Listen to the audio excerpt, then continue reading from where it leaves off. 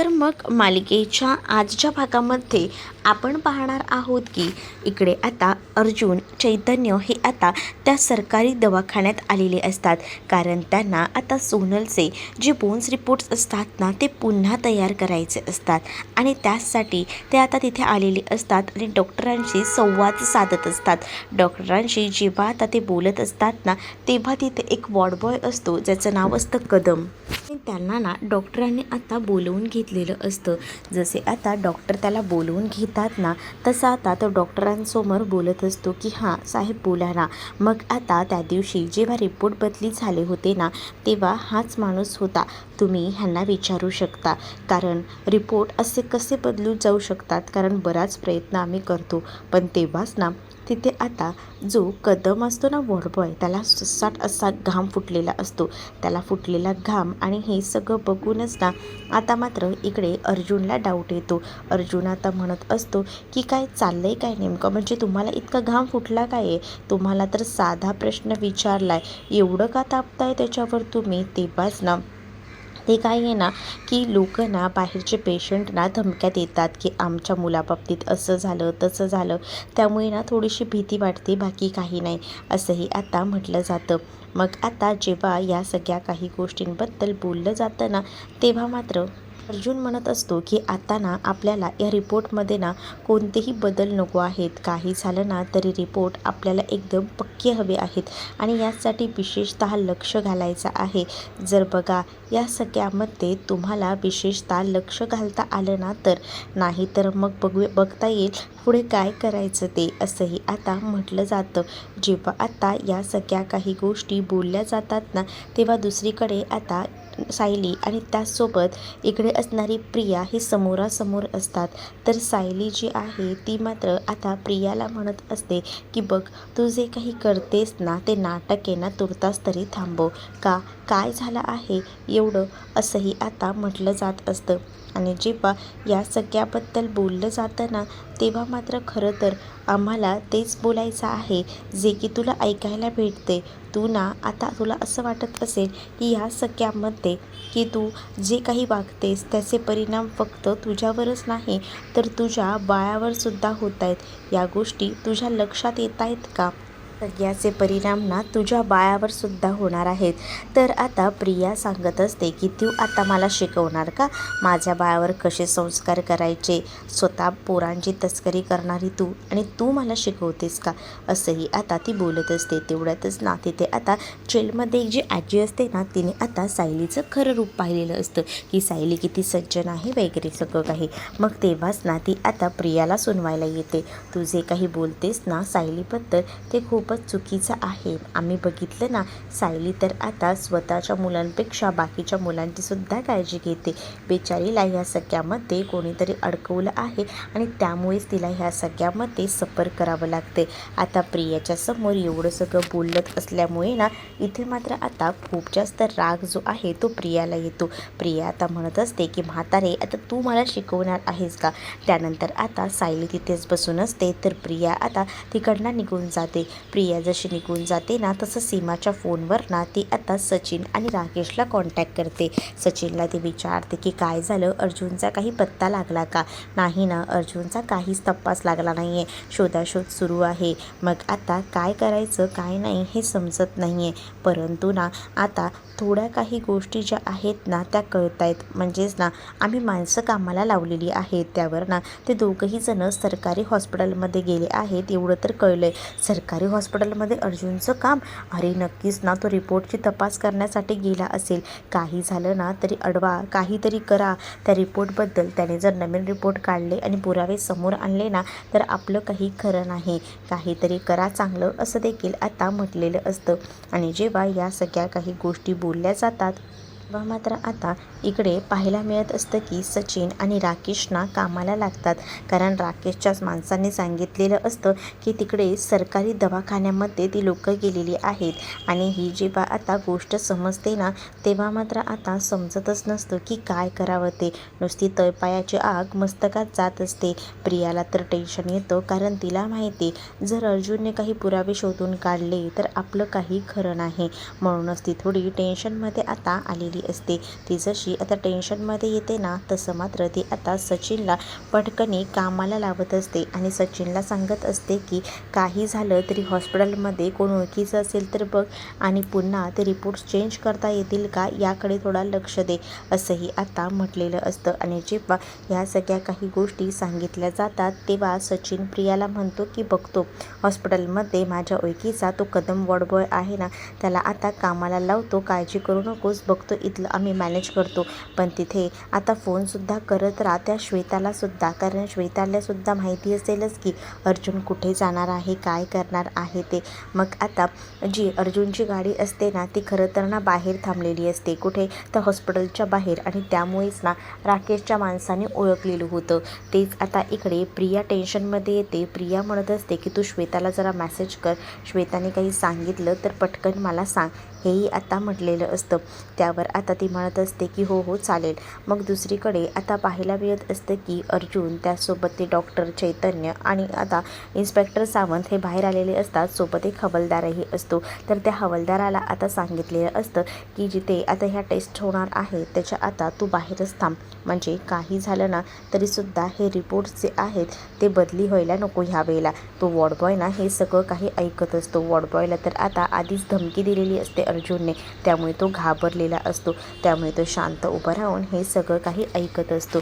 तेच आता दुसरीकडे प्रिया जी आहे ती मात्र घाबरलेली असते.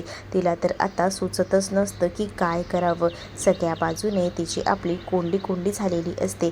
तेच आता दुसरीकडे पाहायला मिळत असतं की अर्जुनने आता इन्स्पेक्टर सावंतला सुद्धा सांगितलेलं असतं की प्लीज तुम्हीही कुठे जाऊ नका, तुम्हीही थांबा, म्हणजे तुम्हीही असाल ना तर ते कसं बरं पडेल ना, जर तुम्ही नसाल तर प्रॉब्लेम होईल, हेही आता म्हटलेलं असतं. त्यावर इन्स्पेक्टर सावंत म्हणतात की तुम्ही काळजी करू नका, मी आहे इथे ह्यांच्यासोबतच. मग आता चैतन्यसुद्धा अर्जुनला म्हणत असतो की तू काळजी करू नको, मी थांबतो इथे, पण तू लवकरात लवकर ये, कारण उद्या सकाळी आपली केस आहे, आपल्याला सगळे काही निकाल जे आहेत ते उद्या लावायचे आणि सायली वहिनीला आपल्याला बाहेर काढायचं आहे. तेच इकडे त्या वॉर्डबॉयच्या मोबाईलवर ना आता फोन येत असतो. जसा आता त्या वॉर्डबॉयच्या मोबाईलवर फोन येतो ना सचिनचा, पण आता त्याने काही कॉल रिसीव्ह केलेला नसतो, कारण ऐनवेळेला ना आता त्याला दगा द्यायचं ठरवलेलं होतं, कारण अर्जुनने त्याला धमकी दिलेली होती आणि त्यामुळे ना तो पुरता घाबरलेला होता. धमकी दिल्यामुळे आता काहीच सुधरत नसतं. तेच दुसरीकडे आता राकेशच्या माणसांना कामाला लावलेलं असतं. सचिनला सांगितलेलं असतं की तू तिथेच उभा राहा आणि तिथेच उभा राहिल्यानंतर ना तिथून अर्जुनची गाडी हलते का तिथून बघ, अर्जुनची गाडी हलली तर अर्जुनच्या गाडीचा पाठलाग आपल्याला करायचा आहे, हेही आता सांगितलेलं असतं. जेव्हा तो आता फोनवर बोलत असतो ना तेवढ्यातच एक बाईकवाला तिथून जात असतो. त्या बाईकवाल्याचा धक्का लागल्यामुळे आता तो मुलगा लगेच खाली पडतो.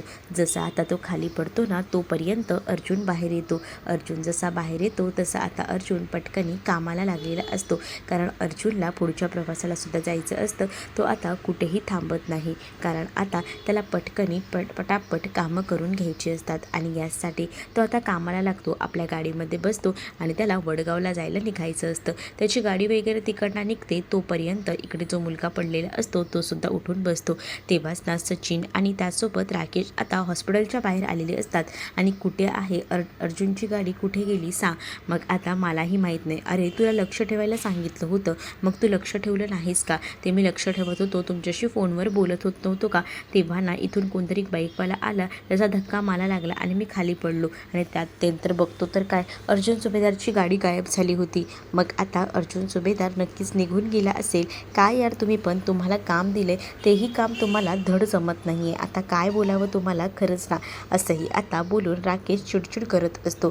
त्यावर आता सचिन म्हणत असतो की ही चिडचिड करून काय भेटणार आहे, आता काहीच उपयोग नाही आहे, आपण त्यापेक्षा एक काम करूया, आपण आहे ना बघूया आतमध्ये जाऊन आणि तो कदम आहे त्याच्याशी बोलून घेऊया. तू एक काम कर, पटकन आहे ना तू जा त्या अर्जुनच्या गाडीचा पाठलाग कर, पुढचं काय आहे ना ते आम्ही बघतो. आणि असं बोलून आता त्याला पाठवलेलं असतं आणि पुढच्या ज्या काही गोष्टी आहेत त्या करण्यासाठी ते पाठवून दिलेलं असतं. मग आता सचिन आणि राकेश आतमध्ये जातात. तेच इकडे आता डबा वगैरे पॅक झालेला असतो. आता परमिशन घ्यायची बाकी असते, कारण आता सायलीला काहीतरी चांगलं द्यावं असंच यांना वाटत असतं. प्रतिमा आणि त्याचसोबत आता कल्पना म्हणत असतात की फक्त परवानगी मिळायला हवी. मग आता तुमच्याबरोबर अर्जुन दादासुद्धा असणार ना, असं आता श्वेता श्वेता विचारून खबर काढायचा प्रयत्न करत असते. श्वेता आता जशा खबर काढायचा प्रयत्न करते ना, तसं मात्र आता इकडे जी कल्पना आहे ती म्हणत असते की नाही अर्जुन नाही आहे, चैतन्य असणार आहे. अर्जुन कामासाठी कुठेतरी पनवेलच्या बाहेर गेला आहे. तेवढ्यातच तिकडे आता अश्विन येतो. अश्विन म्हणतो की मला फोन केला होता चैतन्यने आणि आपल्याला परवानगी भेटलेली आहे सायलीला भेटायची, त्यामुळे आता जराही उशीर करूया नको, पटकनी जाऊया असंही आता त्यांचं ठरतं. मग काय, त्या आता गोलूला दिलेलं असतं त्या श्वेताकडे आणि त्यानंतर आता तिकडनं ती लोक बाहेर पडतात. तेच आता ती सचिनला ना कंटिन्यू कॉल करत असते. सचिनला तिला सांगायचं असतं अर्जुन नाही आहे, अर्जुन गेला आहे बाहेर, ते सुद्धा पनवेलच्या.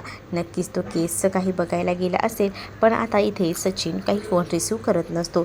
तोपर्यंत कामावर आता अस्मितासुद्धा आलेली असते आणि अस्मिता तेव्हा येते तेव्हा ती स्मितला घेत असते. तेवढ्यातच ना आता इथे श्वेताचा फोन वाजत असतो. पण श्वेता कशी फोन उचलणार, कारण सचिनचा फोन असतो आणि मग समोर कसं बोलायचं हा प्रश्न आता अस्मिताला पडलेला असतो. आणि त्यामुळेच ना अस्मिता जी आहे त्याला सांगत असते की घे बोलून घे बिनधास्तपणे, पण आता ती म्हणते की नको मी नंतर घेईन बोलून. तसंही ना लहान मुलांच्या समोर आहे ना मोबाईल वापरायचा नसतो जास्त, त्यामुळे ना मुलांना त्रास होतो.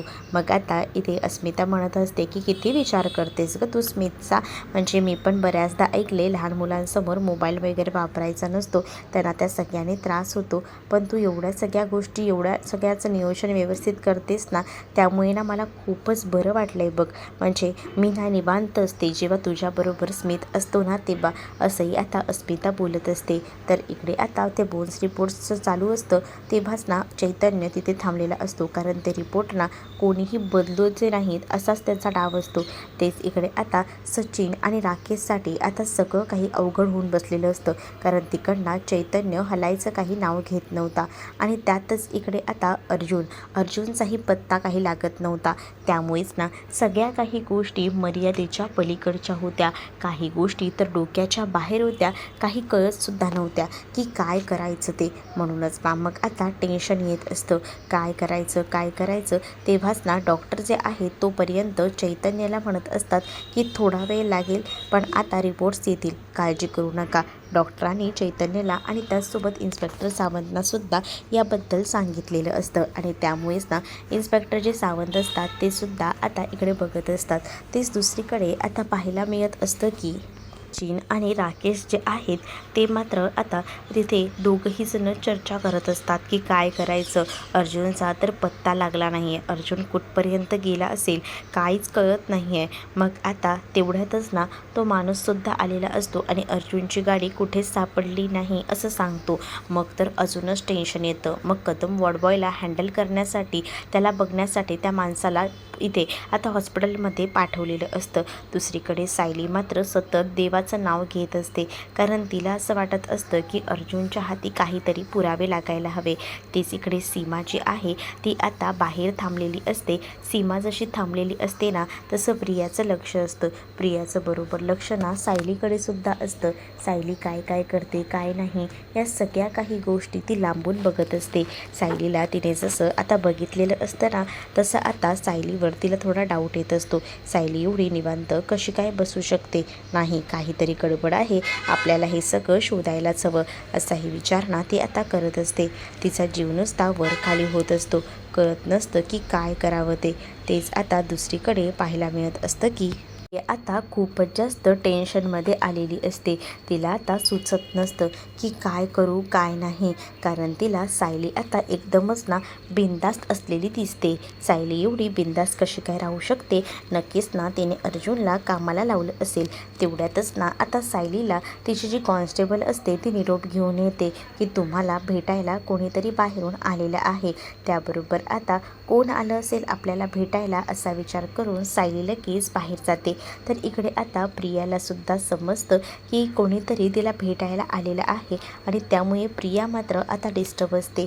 तेच दुसरीकडे आता पाहायला मिळत असतं की या सगळ्या काही गोष्टी ज्या आहेत त्या तर आता होत असतात, पण तेव्हाच ना अर्जुनला बरोबर वडगावला पोचलेला असतो आणि तिथल्या पोलीस स्टेशनमध्ये आधीच ना चैतन्यने इन्फो करून ठेवलेलं असतं की अर्जुन येणार आहे आणि त्यामुळेच ना आता ते अर्जुनबरोबर पोलीस बसलेले असतात आणि जी काही 2008ची फाईल आहे ती फाईल काढून आणून देतात आणि जेव्हा त्याने ती फाईल आणून दिलेली असते तेव्हा अर्जुन त्या पूर्ण FIRचा तपास घेत असतात.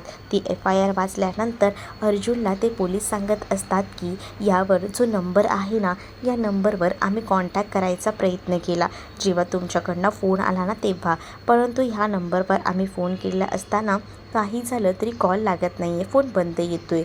मग आपण एक गोष्ट करू शकतो, यावर जो ॲड्रेस आहे ना, या ॲड्रेसवर जाऊन आपण या सगळ्याचा तपास घेऊ शकतो. म्हणजे सोनलच्या आईबाबांचा ॲड्रेस त्या FIRवर असतो आणि त्यामुळेच ना आता अर्जुन जो आहे तो ठरवतो की आपण ह्या ॲड्रेसवर जायचं. पोलिसांना तो म्हणतो की थँक्यू, तुम्ही मला खूप मोठं सहकार्य केलं. पोलीस म्हणतात की ते आमचं कामच आहे तुम्हाला मदत करणं. त्याचबरोबर पोलीस आणि त्याचसोबत अर्जुन आता त्या ॲड्रेसवर जायचं ठरवत असतात. तेच दुसरीकडे आता सायलीला भेटायला कल्पना आणि त्याचसोबत अश्विनही आलेले असतात. त्यांनी आता बऱ्याच दिवसानंतर सायलीला पाहिलेलं असतं, त्यामुळे आता कल्पना एकदमच भरून आलेली असते. पण सायलीला मात्र या सगळ्याचा आनंद होतो. सायली म्हणत असते की मला तुमच्या सगळ्यांची खूप जास्त आठवण येते. मी वाटच बघत होते की तुम्ही कधी एकदा मला भेटायला येत आहे. पण थँक्यू, तुम्ही मला भेटायला आलात ना तर मला आता खूप छान वाटतंय, मला बरं वाटतंय बऱ्याच दिवसानंतर. मग तेव्हाच ना सायलीला सांगितलेलं असतं की तुझ्याशिवाय ना आम्हाला घर ना असं एकदम अपुरं वाटतं. तू जर असशील ना तर कसं घर एकदम भरल्यासारखं वाटतं. त्यामुळे आम्हाला असं वाटतंय की लवकरात लवकर तू यावं.